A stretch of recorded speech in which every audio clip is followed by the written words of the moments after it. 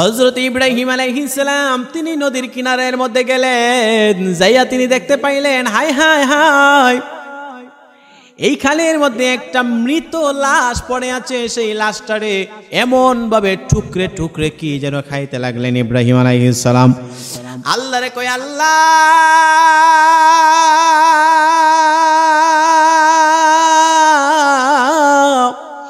একটা মৃত মানুষকে এমন ভাবে টুকরে টুকরে শুয়োর খাইতেছে, পশু পাখি খাইতেছে। আল্লাহ, আমি আপনার কাছ থেকে জানতে চাই, মরা মানুষ যখন মরে যাবে এই মানুষগুলারে আপনি জিন্দা করবেন। আল্লাহ, যদিও আপনি রহমান রহিম, এরপরেও এই কুদরতরা দেখার জন্য আমি পাগল পারা হয়ে গেলাম। আমার আল্লাহ ডাক দিয়া বলেন, হে ইব্রাহিম,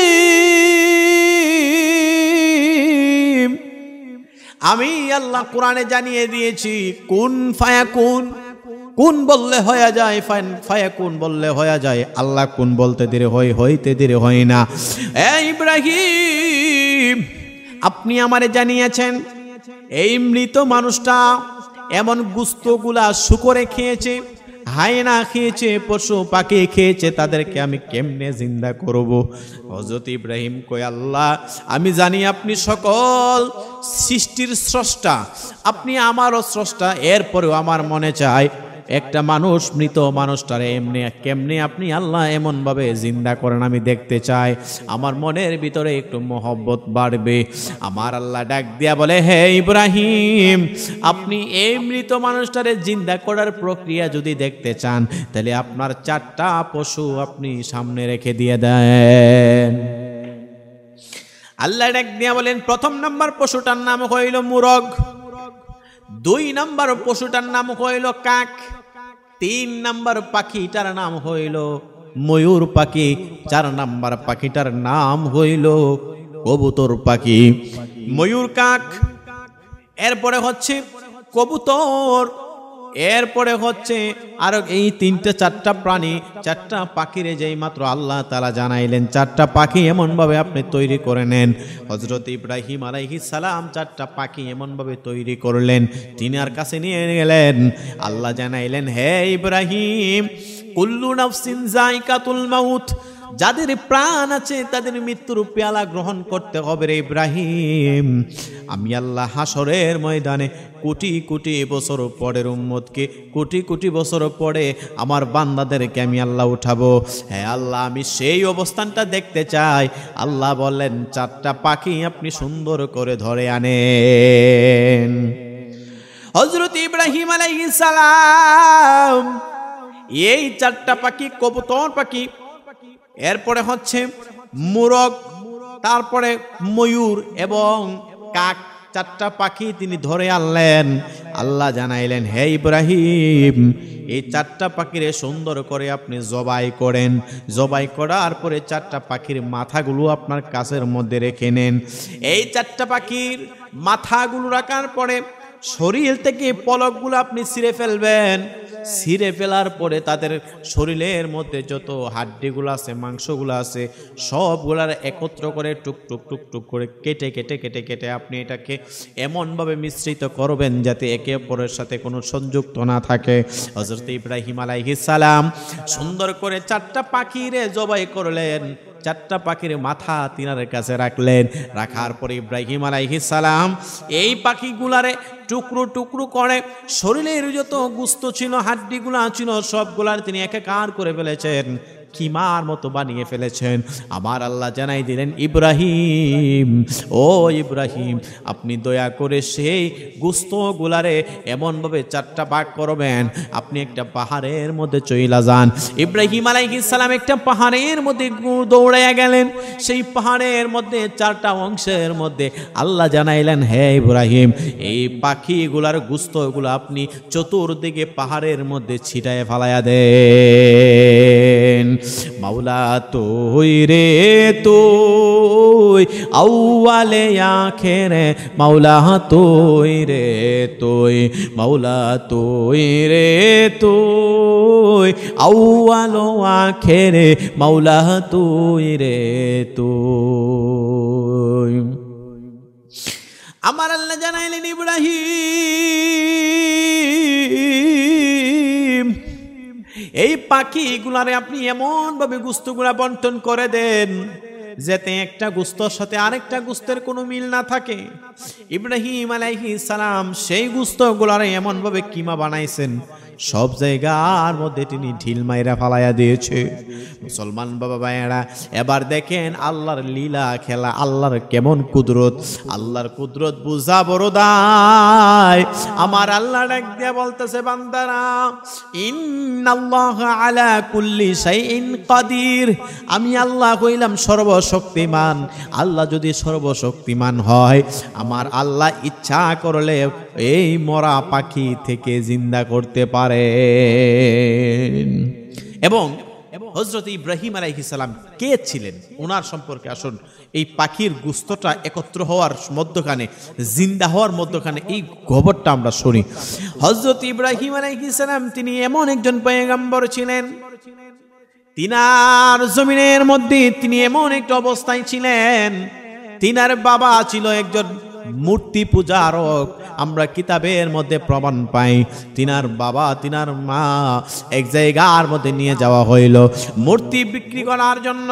ইব্রাহিম আলাইহিস সালামের বাবা মূর্তি বিক্রি করার জন্য, অথবা এরকম একটা অবস্থা ছিল, যেই মাত্র ইব্রাহিম আলাইহিস সালামকে নেওয়া হইল, ইব্রাহিম আলাইহিস সালামকে বললেন, হে বাবা তুমি মূর্তিটার সামনে থাকো, আমি একটু আসতেছি।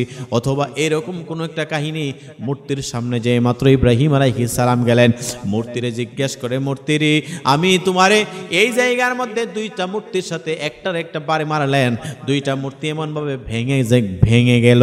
হঠাৎ করে তার বাবা আসলো, কি ব্যাপার ইব্রাহিম, মূর্তি এমন ভাবে ভাঙছে কেমনে? ডাক দিয়ে বলতেছে, বাবা এক মূর্তি আরেক মূর্তিরে ভেঙে ফেলছে। একজন কয় আমি বড় খোদা, আরেকজনে কয় আমি বড় খোদা। দুই খোদা ঝগড়া লাইগা একে অপরকে মাইরা লাইছে। এই ইব্রাহিমের বাবা কয়, মূর্তি কোনোদিন কথা বলতে পারেনি, যদি মূর্তি কথা বলতে না পারে বাবা, তাইলে মূর্তি কেমনে আমার পিতা হয়? মূর্তি কিভাবে আমার সৃষ্টিকর্তা হয়? আমি এই সৃষ্টিকর্তা মানি না। এটা হচ্ছে সেই ইব্রাহিম আলাইহিস সালাম। ইব্রাহিম তিনি এমন ইব্রাহিম ছিলেন, তিনার জামানার মধ্যে একটা পাপিষ্ট মানুষ ছিল, ওই পাপিষ্ট মানুষটার নাম হইল নমরুদ।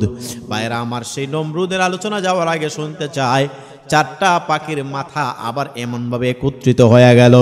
হযরত ইব্রাহিম আলাইহিস সালাম চতুর্দিক দিয়ে যে মাত্র গোশতগুলো ছিটায় ফেলাইয়া দিলেন, ইব্রাহিম আলাইহিস সালাতু ওয়াস সালামকে আল্লাহ জানাইলেন, হে ইব্রাহিম, আপনার কাছে যে চারটা মাথা আছে, আপনি আপনার সিংহাসনে বসেন, এইখানে বসে আপনি তাদেরকে ডাক দেন।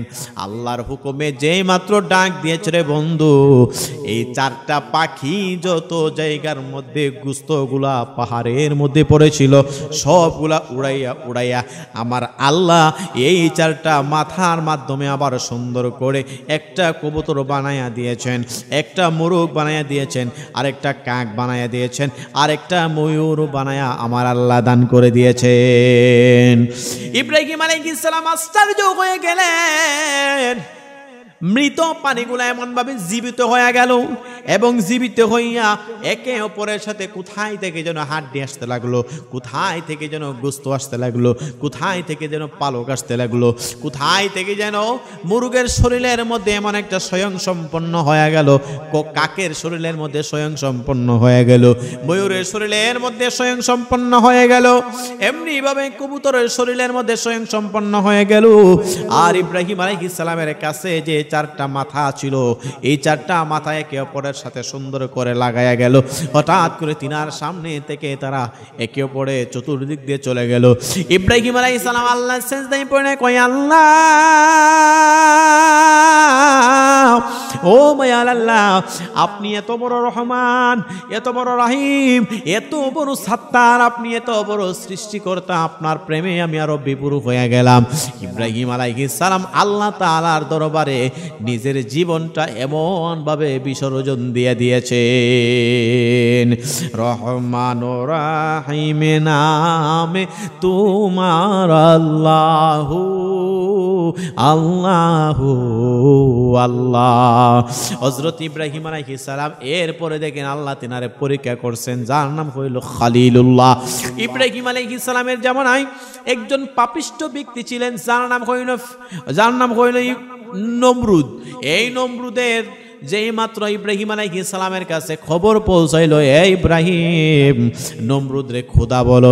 ইব্রাহিম আলাইহিস সালাম কয়, আমার খোদা যিনি, তিনি পূর্ব দিক দিয়ে সূর্য উঠায়, পশ্চিম দিক দিয়ে অস্তমিত করে দেয়। হে নমরুদ, তুমি যদি আমার খোদা হইতে চাও তাহলে আগামীকাল সকাল থেকে পশ্চিম দিক দিয়ে তুমি সূর্য উঠাইবা, আর পশ্চিম দিক দিয়ে সূর্য উঠাইয়া পূর্ব দিকে তুমি অস্তমিত যদি করতে পারো, তাইলে আমি তোমাকে খোদা বলে দাবি করব। এই নমরুদের কথা শুনিয়া আশ্চর্য হয়ে গেল, কি ব্যাপার, আমার রাজ্যের সকল মানুষ আমারে খোদা বলে, আমি নমরুদরে মাওলা বলে, খোদা বলে, কিন্তু এই ইব্রাহিম বলে না। তার জন্য শাস্তির ব্যবস্থা হয়ে যাবে। শাস্তি কি করতে চাই?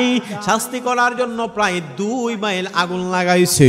2 মাইল আগুন লাগাইয়া এই নমরুদরে তার উজিরেরা পরামর্শ দিল, হে নমরুদ, আপনি ইব্রাহিমের সাথে পারবেন না, লড়তে পারবেন না, সে চালাক মানুষ। যদি আপনি তার সাথে না লড়তে পারেন, আপনি দয়া করে আগুন লাগান। 2 কিলোমিটারের মতো আগুন লাগাইয়া সেই আগুনের মধ্যে ইব্রাহিমকে ঝাঁপ দিয়ে ফালাইয়া দিবেন। এমনিভাবে সে ধ্বংস হয়ে যাবে, মরে যাবে, তাতে কোনো সমস্যা নাই। কেউ আপনাকে জিজ্ঞাসাবাদ করতে পারবে না, কারণ আপনি কইলেন এই দেশের রাজা। ইব্রাহিম আলাইহিস সালামকে মারার জন্য প্রায় 2 কিলোমিটার 2 মাইল হবে আগুন লাগাইছে। কিতাব প্রমাণ করে ইব্রাহিম আলাইহিস সালাম তিনারে মারার জন্য তিনি যে একত্ববাদ স্বীকার করেন, লা ইলাহা ইল্লাল্লাহ, আল্লাহ ছাড়া কোনো মাবুদ নাই, এই জন্য তিনি নমরুদরে খোদা বলতে পারে না। তিনি বলে, আমার সৃষ্টিকর্তা যিনি, তুমি নমরুদের সৃষ্টিকর্তাও তিনি, আসমান যিনি বানাইছেন তিনি কইলেন আমার আল্লাহ। কিন্তু নমরুদ আরো তেলে বেগুনে জ্বলে উঠতে লাগলেন। নমরুদ চিন্তা করলেন, ইব্রাহিম যদি বেঁচে থাকে তাইলে আমার কুকর্ম চলবে না, আমাকে কেউ খোদা বলে দাবি করবে না, আমারে কেউ খোদা বলে ডাক দিবে না, তাইলে আমি আর ইব্রাহিমকে বাঁচাইয়া রাখবো না। ইব্রাহিম আলাইহিস সালামকে মারার জন্য 2 কিলোমিটার পর্যন্ত আগুন লাগানো হয়েছে। 2 মাইল হবে। কিতাব প্রমাণ করে 2 মাইল আগুন যেই মাত্র লাগানো হইল, সেইখানের মধ্যে একজন ব্যক্তি যাইয়া হযরতে ইব্রাহিম আলাইহিস সালামকে এমন ভাবে ধরিয়া তারা এই আগুনের মধ্যে ঢিল মাইরা ফালাইয়া দিয়েছে। আবার আল্লাহ ডাক দিয়া বলে, হে জিবরাইল,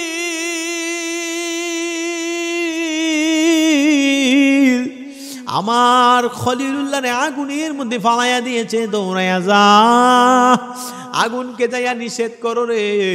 আমি আল্লাহ অর্ডার করে দিলাম, আগুন একটা পশম যেন না জ্বালায়। হযরতে ইব্রাহিম আলাইহিস সালামকে আগুনের মধ্যে ঢিল মেরে ফেলে দেওয়া হয়েছে। আর ওই দিক দিয়া যত পশু পাখিরা ছিল রে মুসলমান, অনেক পশু পাখিরা এই আগুনের মধ্যে সাহায্য করেছিল। বন্ধুরে আমার, আসুন এই আলোচনাটা একটু পরে যায়। যে মাত্র ইব্রাহিম আলাইহিস সালাতু ওয়াস সালামকে আগুনের মধ্যে ফালাইয়া দেওয়া হইল, আল্লাহ তাআলা জিবরাইলের মাধ্যমে আগুনটারে এমনভাবে নিষেধ করে দেওয়া হইল, আগুন দাও দাও করে জ্বলতেছে, কিন্তু হযরতে ইব্রাহিমের একটা পশম পর্যন্ত জ্বলে নাই। ইব্রাহিম আলাইহিস সালাতু ওয়াস সালাম হযরতে আজরাইল আলাইহিস সালামকে জিবরাইলকে বলতেছেন, হে জিবরাইল, আপনি কেন আসলেন? জিবরাইল কয়, আসুন, আপনি আমাকে ধরেন, এই আগুন থেকে বাহির হয়ে যান। ইব্রাহিম আলাইহিস সালাম বলে, হে জিবরাইল, তুমি কে? তোমার পরিচয় কি? বলে, আমার নাম জিবরাইল। আপনারে কে বানাইছে? আমারে আল্লাহ বানাইছে। এই আগুন কে লাগাইছে? নমরুদ। এই আগুনের মালিক কে? এই কথা যেই মাত্র বললেন, বলতেছেন, আল্লাহ যদি আমারে আগুন থেকে বাহির না করে, আমি ইব্রাহিম এই আগুন থেকে বাহির হব না। শেষ পর্যায়ে আমার আল্লাহ পাক রব্বুল আলামিন সব কিছু দেখতে লাগলেন। ফাঁকে দিয়ে আরেকটা আলোচনা, ইব্রাহিম আলাইহিস সালামকে যখন আগুনে ফালাইয়া দেওয়া হয়েছে, ওইখানের মধ্যে অনেক সময় অনেক পশু পাখিরা আগুন জ্বালানোর জন্য অনেক লাকড়ি কোটা পর্যন্ত আইনা দিছে। ওইখানের মধ্যে একটা পাখি, ওইখানের মধ্যে একটা প্রাণী দূর থেকে প্রস্রাব করতেছে। ওই প্রাণীটার নাম হইল ব্যাঙ। আমাদের বাড়িতে অনেক সময় দেখবেন কোনো ব্যাঙ দেখা যায় গড়ের মধ্যে, ছোট ছোট গড়ের মধ্যে ছোট ছোট ব্যাঙ থাকে। এই ব্যাঙে দূর থেকে প্রস্রাব করতেছেন আগুন নিবানোর জন্য। যদিও এত বড় আগুন নিবানোর জন্য এই ব্যাঙের প্রস্রাবে কিছুই হবে না। আল্লাহ তাআলা ডাক দেয়া বলে, ব্যাঙ তোমার প্রস্রাবটা নাপাক ছিল, তুমি আমার ইব্রাহিম আলাইহিস সালামের আগুনকে সাহায্য করার কারণে আমি তোমার প্রস্রাবটারে পাক বানায় দিয়েছি। সেই জন্য কোনো মুমিন মুসলমানের পায়ে যদি ব্যাঙের প্রস্রাব লাগে তাহলে সেই ব্যাঙটা নাপাক হবে না, এই ব্যাঙের প্রস্রাবের কারণে নাপাক হবে না। আপনারা অনেক সময় দেখেন কুকুরের প্রস্রাব লাগলে সেইটা নাপাক হয়ে যায়, আরো বিভিন্ন প্রাণী আছে সেই প্রাণীর প্রস্রাব লাগলে নাপাক হয়ে যায়। তেমনি ভাবে যদি মনে করেন আমরা গরুর সেনা অথবা গরুর কোনো মলমূত্র শরীরে লাগে, ওই কাপড়টা নাপাক হয়ে যায়, শরীরটা নাপাক হয়ে যায়। কিন্তু ব্যাঙের এই প্রস্রাবটা লাগলে মানুষের কাপড় শরীর নাপাক হয় না। দীর্ঘ অনেকক্ষণ পর্যন্ত আগুন জ্বলার পরে আল্লাহ ডাক দিয়ে বলে, নমরুদের আগুন আমি আল্লাহ তোমার অর্ডার করে দিলাম, আমার ইব্রাহিমের শরীরের একটা পশম জ্বালায় বানা। দ্বিতীয়ত হইল আমি ইব্রাহিম আলাইহিস সালাতু ওয়াস সালামের রব বলতেছি আগুন তুমি ঠান্ডা হয়ে যাও। আল্লাহ তাআলার হুকুমে এই নমরুদের আগুন ইব্রাহিম আলাইহিস সালাম ভিতরের মধ্যে থাইকা অবস্থায় আল্লাহ নমরুদের আগুনটারে এমন ভাবে ফুলের বাগান বানায়া দিয়েছেন। আল্লাহ ওগো আল্লাহ ক্ষমা করে দাও, মাফ করে দাও, ক্ষমা করে দাও, মাফ করে দাও। তোমারে না দেখিয়া নবীরে না চিনিয়া ঈমান এনেছি তবুও সেই উসিলায় বিপদে পার করে দাও, ক্ষমা করে দাও, মাফ করে দাও। হযরত ইব্রাহিম আলাইহিস সালাম তিনি তেমনি ভাবে চলতেছেন। নমরুদে কয় না না না, এমনি ইব্রাহিমকে মারা যাবে না, কারণ ইব্রাহিমের আগুনটা আল্লাহ তাআলা তার রব এমন ভাবে ফুলের বাগান বানিয়ে দিয়েছে। সব মানুষ আশ্চর্যান্বিত হয়ে গেল। এই নমরুদ আবার চিন্তা করলেন কিভাবে এই ইব্রাহিমের আল্লাহর সাথে যুদ্ধ করা যায়, আল্লাহর সাথে যুদ্ধ কেমনে করবা, ইব্রাহিমের আল্লাহর সাথে কেমনে যুদ্ধ করবা। হঠাৎ করিয়া এই নমরুদ চিন্তা করলেন, তার মন্ত্রিসভার মধ্যে উজির ছিল, উজিরে বলতেছে আল্লাহর সাথে ইব্রাহিমের আল্লাহ উপরে থাকে, ওইখানে যদি যুদ্ধ করা যায় তাহলে ইব্রাহিমের আল্লাহরে মারা যাবে। নাউযুবিল্লাহ। এই কথা যেই মাত্র বললেন, একটা মাছের একটা এমন ভাবে ধনুক নিলেন, মধ্যম একটা ফাঁকা মাঠের মধ্যে গেলেন, নমরুদে যাইয়া আসমানের দিকে একটা তীর মারলো। এই তীরের মাথার মধ্যে আমার আল্লাহ জান্নাত থেকে একটা পাখি পশুর রক্ত এই তীরের মধ্যে লাগাইয়া দেওয়া হইল। এই রক্ত যেই মাত্র লাগাইয়া দেওয়া হইল, এই তীরটা উপর থেকে নিজেই মাত্র পড়ে গেলেন। হঠাৎ করিয়া এক সৈন্য যায় বলতেছেন, হে নমরুদ তাকায়া দেখেন ইব্রাহিমের আল্লাহ মারা গেছে, রক্ত লাইগা গেছে। জোরে জোরে কন্যা নাউযুবিল্লাহ। ইব্রাহিমের আল্লাহ মারা গেছে। এই কথা যে মাত্র বললেন তারা আশ্চর্যান্বিত হয়ে গেলেন, হাই হাই হাই মরে গেছে, জিতে গেলাম। ইব্রাহিম আলাইহিস সালাম সেজদায় পড়ে কয়, আল্লাহ